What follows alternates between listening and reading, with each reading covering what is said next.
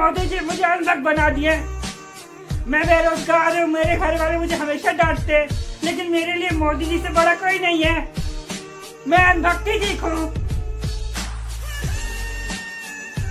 मेरे को गौर से देखिए, मैं हमेशा घर में रहता हूँ, बाहर भी नहीं जाता, लेकिन इतना ठंडा है कि मैं देखिए कैसे हूँ। इतना ठंडा है कि मैं ठंड से बचने के लिए एकदम गर्म कपड़ा पहन रहा हूँ और मैं कभी घर के बाहर नहीं जाता हूँ, खासकर रात में। इतना ठंडा ही है, लेकिन ये सो कॉल्ड फार्मर्स लोग प्रोटेस्ट कर रहे हैं मोदी जी के अगेंस्ट, मोदी जी को डिफेम करने के अगेंस्ट। असल में ये लोग कोई फार्मर्स नहीं है, ये सब कांग्रेसी एजेंट है जो बीजेपी और मोदी जी को बदनाम करने के लिए इतनी ठंड में प्रोटेस्ट कर रहे हैं। अगर यही लोग इतना मेहनत, जितना मेहनत ये लोग मोदी जी को बदनाम करने के लिए कर रहे हैं, अगर इतना सेम मेहनत देश की अच्छाई के लिए किए होते तो 70 साल में इतना बुरा हाल नहीं होता हमारे देश का। लेकिन ये लोग तो टुकड़े टुकड़े गैंग है, तो ये गलत ही काम में मेहनत करेंगे। अब जैसे ही मैंने कहा कि ये लोग फार्मर्स नहीं है, कांग्रेसी एजेंट है, तो ये लिबरंडू लोग, टुकड़े टुकड़े गैंग लोग, अवार्ड वापसी गैंग लोग, कांग्रेसी लोग कहेंगे मैं इतना बड़ा एक्यूजेशन कैसे लगा सकता हूं। तो मैं उन लोगों को कहना चाहता हूं कि मैंने देश के सबसे ऑथेंटिक सोर्स ऑफ इंडिया में पढ़ा था, और मोदी मीडिया, मेरा मतलब है देशभक्त मीडिया ने भी कहा कि ये लोग फार्मर नहीं है, ये सब लोग कांग्रेसी एजेंट है। अगर आप लोग ऑफ इंडिया और देशभक्त मीडिया का रिकॉर्ड देखेंगे तो आप लोगों को पता चल जाएगा ये कितने ट्रू हैं और कितना अच्छा न्यूज़ दिखाते हैं, एकदम ऑथेंटिक है। लेकिन तब भी रिकॉर्ड देखने के बाद भी ये लिबरंडू, ये अवार्ड वापसी गैंग क्या बोलेंगे कि नहीं ये लोग फेक है, ये तो बीएनडी लोग हैं। आज के मैं इस वीडियो में ये दिखाऊंगा कि सच्चे देशभक्त जर्नलिस्ट जैसे सौरी गोस्वामी,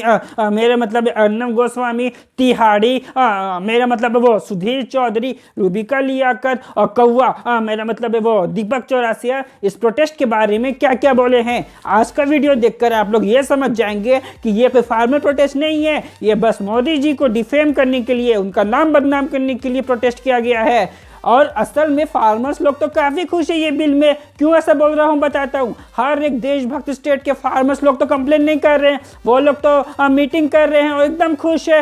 हर देशद्रोही स्टेट के सो कॉल्ड फार्मर्स लोग प्रोटेस्ट कर रहे हैं। तो इसी से आप लोग समझ जाइएगा कि ये तो बस एक प्रोपेगेंडा है मोदी जी को बदनाम करने के लिए। If you are with Modi you are with India, if you are not with Modi you are anti India, that's it. अब बात करते हैं कि ये सच्चे देशभक्त जर्नलिस्ट लोग क्या क्या कहें ये प्रोटेस्ट के बारे में। तो सौरी गोस्वामी, मेरा मतलब है अर्नब गोस्वामी ने अपने एक शो के एपिसोड का टॉपिक रखा था कि किसानों पर रियासत करने वाले का बहिष्कार क्यों ना करे।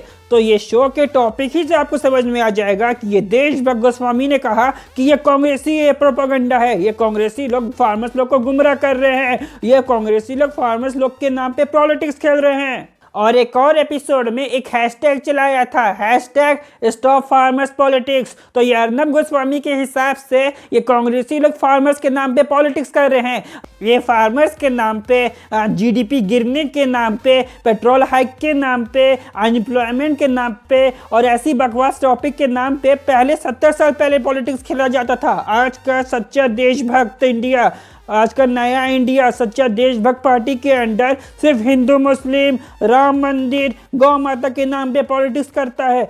अब काफ़ी लिबरंडू लोग, ये अवार्ड वापसी गैंग लोग, सेक्युलर गैंग लोग, टुकड़े टुकड़े गैंग लोग कहेंगे कि अर्नब गोस्वामी पे कैसे भरोसा कर दे। तो मैं उन लोगों को एक ही एग्जाम्पल दूंगा। हाथरस केस में अर्नब गोस्वामी ने कहा था कि ये कोई रेप नहीं हुआ है, ये तो एक मनोहर कहानी है। और उसने काफ़ी डिबेट किया ये हाथरस केस पे। उसने कहा कि अपोजिशन की चाल है, विक्टिम के फैमिली को पैसा दिया जा रहा है कि ये कहें कि रेप हुआ है। हाथरस की घटना का राजनीतिक इस्तेमाल करने के लिए कांग्रेस ने दलाली की। कांग्रेस की वो दलाली दिखाता हूं दोस्तों जो हाथरस में की गई। पूछता है भारत की दोस्तों, इस दलाली के पीछे कौन सी राजनीति है। ये कांग्रेस पार्टी ने पीड़ित के परिवार को कहा ऐसे बोलो वैसे बोलो, ऐसे बोलो वैसे बोलो, मतलब उनको समझाने की कोशिश हो रही थी तुम किस तरह से बात करोगे। ये राजनीतिक दल और मीडिया वाले होते। देशवासियों, हम पहले ही शक था मुझे कि गिद्धों का एक गैंग हाथरस के ऊपर मंडरा रहा। क्या गिद्ध गैंग में शामिल ये मीडिया आज पूरे देश के सामने माफी मांगेगी। सारे ये जो मोमबत्ती गैंग है ना, ऐसे ही लोग को गिद्ध कहते हैं, जो इंग्लिश में कहते हैं वल्चर। इन हाथरस के गिद्धों की गर्दन पकड़ने का समय आ गया है। और अभी ही कुछ दिन पहले ये सीबीआई का रिपोर्ट भी आया है हाथरस केस के बारे में, जो अर्नब गोस्वामी के बाद से एकदम मैच करता है। CBI filed a charge sheet in the Hathras case. Yes, court. The CBI has filed a charge sheet in the other in SSC court, special court, and cognizance has been taken by the court. And who all have been made as an accused in this case? 4 persons have been made as accused in this court. First, the Sandeep, Ramu, Ravi, and Lavkush. Okay, and what all the sections that the CBI has invoked in the charge sheet? 354, 376A, 376D, 302, and 325 SC. So, attempt to murder, and also gang rape, and also prevention of corruption. Section 3 of prevention of corruption, prevention of SC/ST Act has been. Yes. So, all these 4 sections have been invoked against all the 4 accused. Yes. And your name and who are you representing in this case? I am representing all the 4 accused persons in this case. I am representing all the 4 accused persons in this case. Okay. Your name, sir? My name is MS Kundhir. CBI report हमें यही बताता है कि अर्नब गोस्वामी कितना सच्चा और कितना अच्छा जर्नलिस्ट है। तो कैसे भरोसा ना करूं मैं अर्नब गोस्वामी पे? इतना प्रूफ देने के बाद भी ये लिबरंडो लोग नहीं यकीन करेंगे अर्नब गोस्वामी के बात पे। अगला सच्चा देशभक्त जर्नलिस्ट तिहाड़ी है, मेरा मतलब है सुधीर चौधरी है। उन्होंने तो और अच्छा एक्सपोज किया ये फार्मर प्रोटेस्ट को। उन्होंने कहा कि ये लोग फार्मर्स नहीं है, ये सब तो खालिस्तानी है, और हैशटैग भी चलाया, हैशटैग आंदोलन में खालिस्तानी। अब ये लिबरंडो अवार्ड वापसी गैंग कांग्रेसी लोग कहेंगे कि सुधीर चौधरी पे कैसे भरोसा कर ले। तो मैं उन लोगों को कहना चाहूंगा, सुधीर चौधरी वही दलाल है, मेरा मतलब है वही पत्रकार है जिन्होंने कहा था कि 2000 के नोट में नैनो चिप है, और ऑप इंडिया ने भी इसको सच बताया था। और आज तो सबके पास 2000 नोट है, आप सब लोग जानते हैं कि 2000 के नोट में नैनो चिप है। तो कैसे मैं आंख बंद करके भरोसा ना करूं सुधीर चौधरी पर? ये एग्जाम्पल देने के बाद भी ये लिबरंडो लोग क्या कहेंगे कि सुधीर चौधरी सच्चा जर्नलिस्ट नहीं है, ये चौकीदार का वफादार कुत्ता है। काले धन पर रोक के लिए लाए जा रहे 2000 रुपए के करेंसी नोट को बनाने के लिए state of the art nano technology का इस्तेमाल होगा। ये एक नई बात होगी। 2000 रुपए के हर एक नोट पर NGC यानी नैनो GPS चिप लगा हुआ होगा। और अब हम आपको ये भी बताएंगे कि NGC तकनीक कैसे काम करती है। NGC के काम करने के लिए किसी पावर सोर्स की जरूरत नहीं पड़ती। ये सिग्नल रिफ्लेक्टर की तरह काम करता है। जब कोई सैटेलाइट लोकेशन की जानकारी लेने के लिए सिग्नल देता है, NGC लोकेशन से इस सिग्नल को रिफ्लेक्ट कर देता है। इससे लोकेशन का सही अंदाजा मिल जाता है और सैटेलाइट को करेंसी के सीरियल नंबर की भी जानकारी मिल जाती है। यानी ऐसी करेंसी जिसमें NGC लगा होता है, उसकी लोकेशन को ट्रैक किया जा सकता है। अब आप उसे चाहे तो 7 तालों में भी बंद करके रखें, वो ट्रैक हो जाएगी। भले ही करेंसी नोट ग्राउंड लेवल से 120 मीटर नीचे क्यों ना रखा गया हो। करेंसी नोट को नष्ट किए बिना NGC को ना तो निकाला जा सकता है और ना ही उसके साथ कोई छेड़छाड़ की जा सकती है। 2000 रुपए का नोट अब आपको NGC लगी करेंसी को ट्रैक किया जा सकता है, इसलिए किसी भी जगह पर जमा किए गए काले धन का ठीक ठाक अनुमान पहले से लगाया जा सकता है। अगला देशभक्त जर्नलिस्ट रूबिका लियाकत है। उन्होंने भी अपने एक शो के एपिसोड में टॉपिक रखा था किसान की क्रांति या विपक्ष की रोटी। अगर आप वो शो देखेंगे तो आप समझ जाएंगे कि रूबिका जी ने कहा था कि ये विपक्ष की रोटी है, कांग्रेस लोग गुमराह कर रहे फार्मर्स लोग को, वो अपना प्रोपेगेंडा चला रहे हैं। और फिर ये लिबरंडो लोग कहेंगे कि रूबिका तो ये सो कॉल्ड गोदी मीडिया है। मैं उन लोगों को कहना चाहता हूँ, जब मोदी जी ने रूबिका जी को इंटरव्यू दिया था तो रूबिका ने मोदी जी से काफी कठिन सवाल पूछी थी। तो अगर ये सो कॉल्ड गोदी मीडिया होती तो इतना कठिन सवाल क्यों पूछती? तब भी इतना एग्जाम्पल देने के बाद भी ये लिबरंडो लोग नहीं मानेंगे, बोलेंगे रूबिका तो गोदी मीडिया है। मोदी जी, ये इस सवाल को पूछने पर हो सकता है बड़ी आलोचना हो, लेकिन मैं पूछना चाहती हूँ। मैं भी एक इंसान हूँ, सुमित भी इंसान है, आप भी इंसान है, मेरी भी 2 आंखें हैं, आपकी भी 2 आंखें हैं। मैं भी कई बार ऐसा होता है थक जाती हूँ और मैं ये कहती हूँ कि बहुत थकान होगी, अभी नहीं होगा। सच बताइए, आप थकते क्यों नहीं हैं? आपको मज़ा आता है काम करने में या कोई टॉनिक वगैरह आप ले रहे हैं? क्या राज क्या है? और दीपक चौरसिया ने भी इसको ये कांग्रेसी प्रोपेगेंडा बताया है, जैसे रूबिका और अर्नब ने बताया।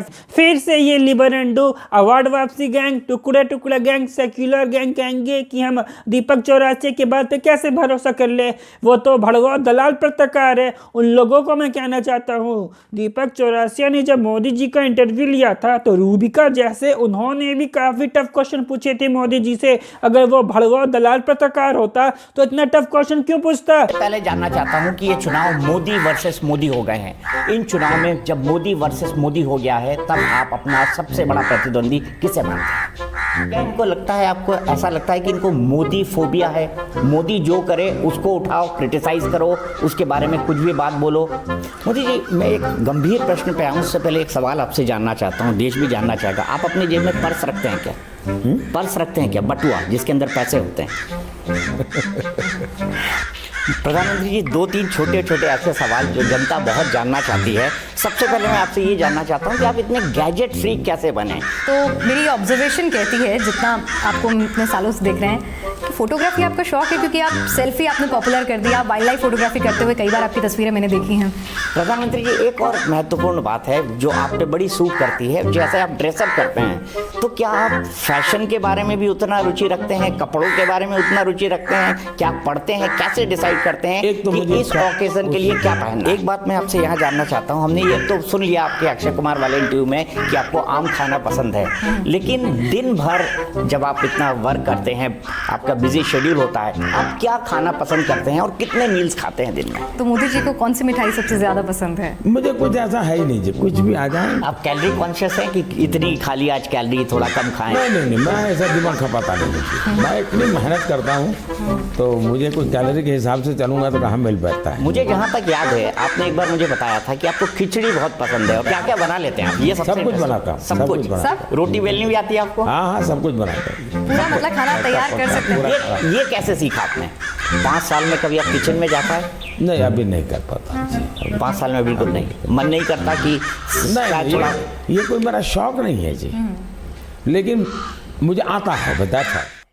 इतना दिखाने के बाद, इतना प्रूफ देने के बाद तभी ये लिबरेंडो, टुकड़ा टुकड़ा गैंग, सेक्युलर गैंग, कांग्रेसी लोग कहेंगे कि ये लोग तो पत्रकार नहीं है, इन लोगों को पत्रकार नहीं मानेंगे, कहेंगे ये लोग तो मोदी का प्रोपेगेंडा चलाने वाले हैं। ऐसे ऐसे लिबरेंडो लोग के लिए बस वो रविश कुमार एक जर्नलिस्ट है। ऐसे लोगों को मैं कहना चाहता हूँ, तोड़ा जर्नलिस्ट, सड्डा जर्नलिस्ट, भड़वा और दलाल। और मैं ये कांग्रेसी एजेंट, ये टुकड़े टुकड़े गैंग और ये खालिस्तानी लोगों को कहना चाहता हूं, जो लोग फार्मर्स बनकर प्रोटेस्ट कर रहे हैं, कि यार घर जाओ, ठंड काफ़ी है, इतना क्या चुले मोदी जी को डिफेम करने का। और मैं आप लोगों को कहना चाहता हूं कि आपके पास 2 ऑप्शन है, या सच्चा देशभक्त जर्नलिस्ट अर्नब गोस्वामी, रूबिका लियाकत, तिहाड़ी, और मेरा मतलब है सुधीर चौधरी और कौवा, दीपक चौरसिया का बात माने, या ये खालिस्तानी लोगों का बात माने। चॉइस आपका है।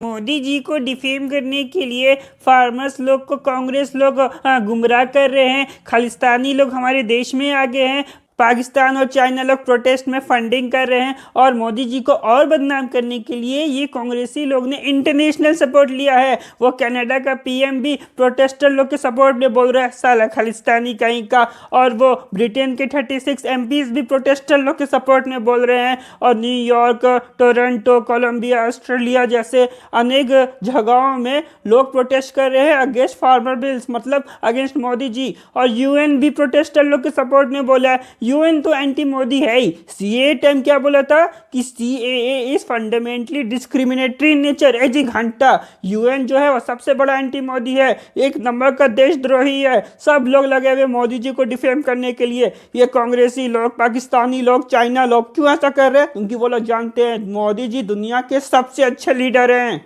तुझे क्या प्रॉब्लम है?